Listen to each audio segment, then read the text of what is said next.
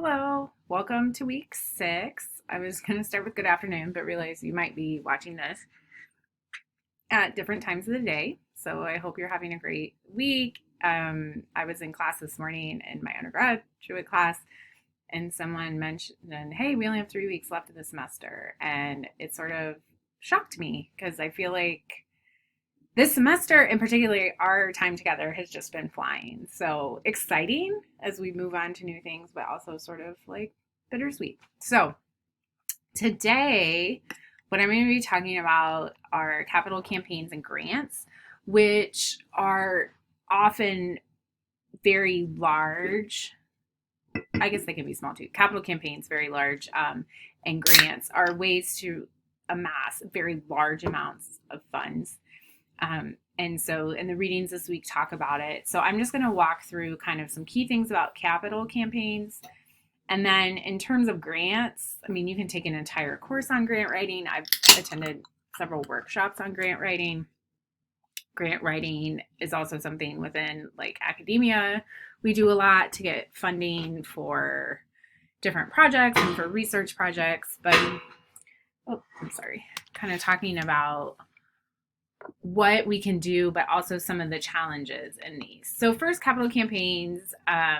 So for many of you, if you've been around Purdue for a while or been a fan, you or previously were like an undergrad here or work here, you might be familiar with this Ever True campaign. And so this was a huge capital campaign, very, very successful, that Purdue ran through much of the last decade, and really was able to have incredible success for it. So the Ever True campaign, its goal was to raise 2.019 billion, which was going to be record setting.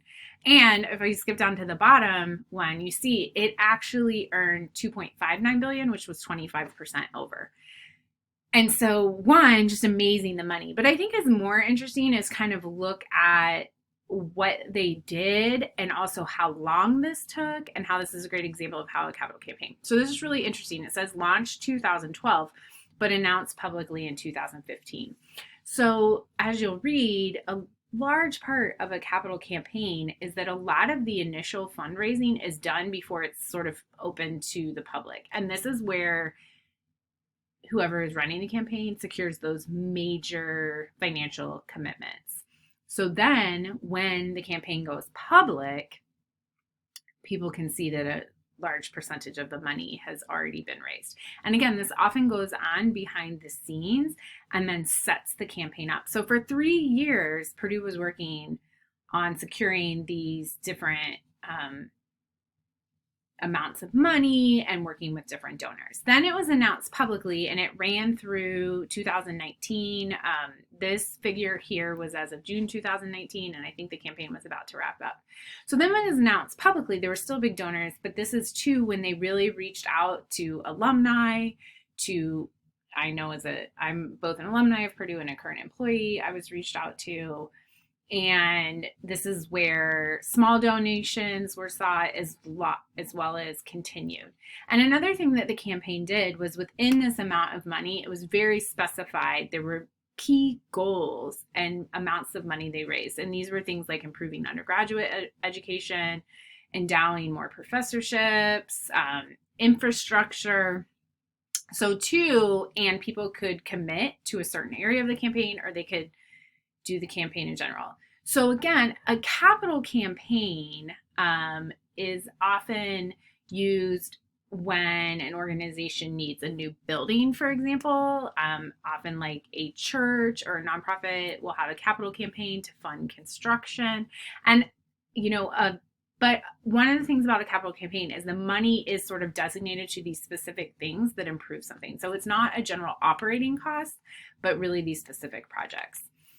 So I thought this also just showed you the reach of this. So there were more than 1 million gifts from 209,551 donors, meaning many donors gave multiple gifts. So because this ran over several years, These were across 113 countries, all 50 states, and all 92 Indiana counties. Of these gifts, 387 were of $1 million or more.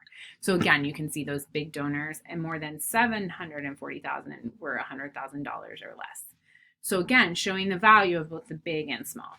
And first-time donors accounted for half of all contributors, which not only is that good for this campaign, but once someone has become a first-time donor and donated to Purdue, when Purdue is doing fundraising that is not tied to this capital campaign, those first-time donors are going to be more likely to donate again, particularly if they can see the benefits of their initial donation, which Purdue is constantly, if you follow like Purdue Today or market, different Purdue organizations, they're constantly highlighting the great things that are being done.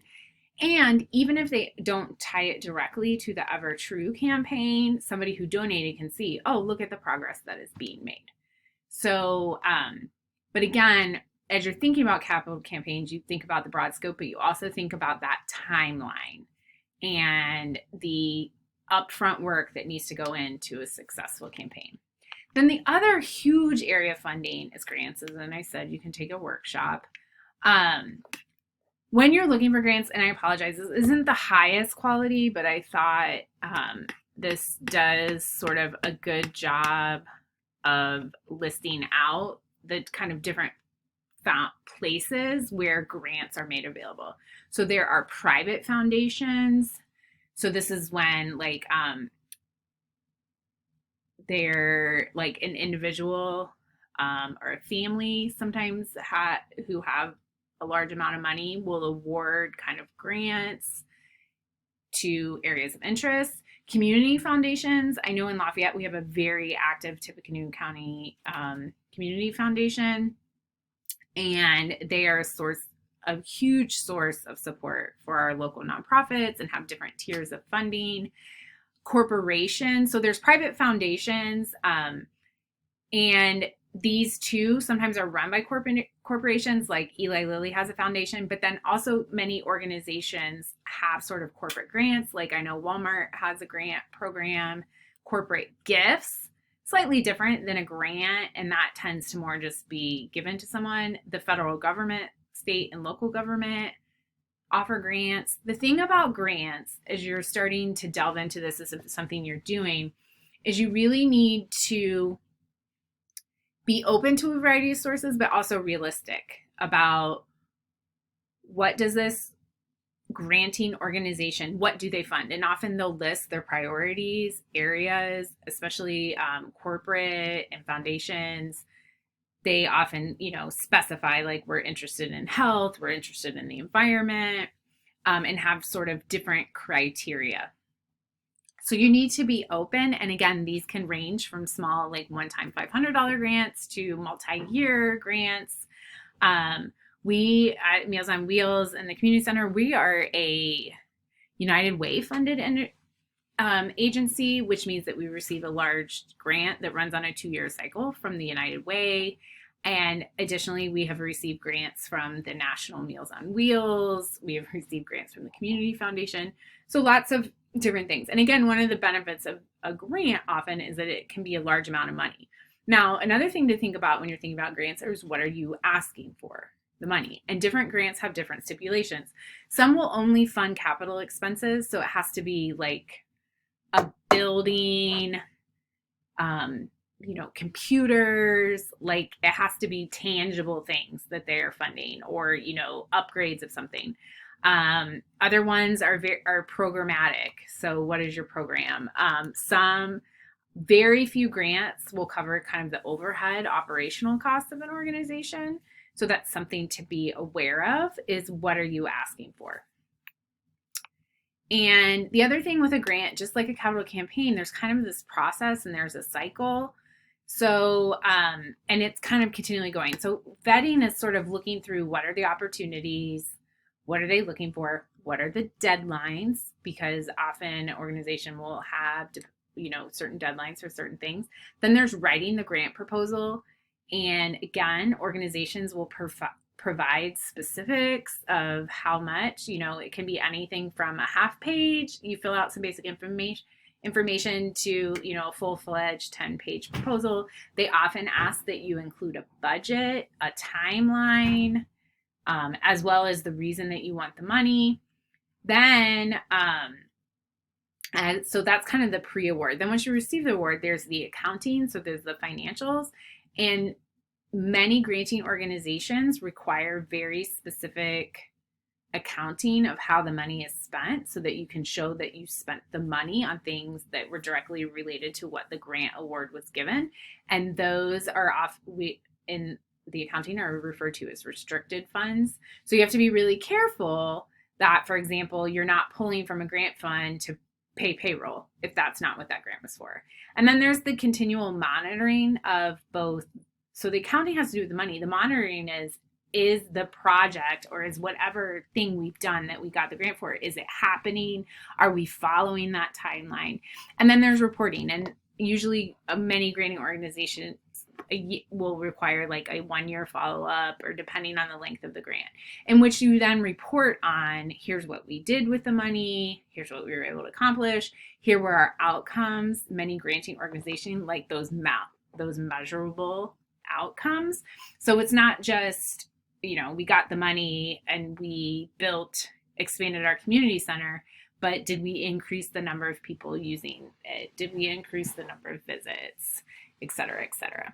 So a lot that's going on, and it does take both some expertise to write the grant, but also be able to effectively manage the grant and be able to report what you're doing with the grant appropriately. So this week, again, that's the 2 things we're really going to be talking about, and looking at some capital campaigns for the discussion. This week, by the end of the week, your fundraising proposal report is due. Thank you for submitting your case studies. I'll be working on grading those, as well as a discussion question. And again, I apologize for any panic I created by skipping ahead a week.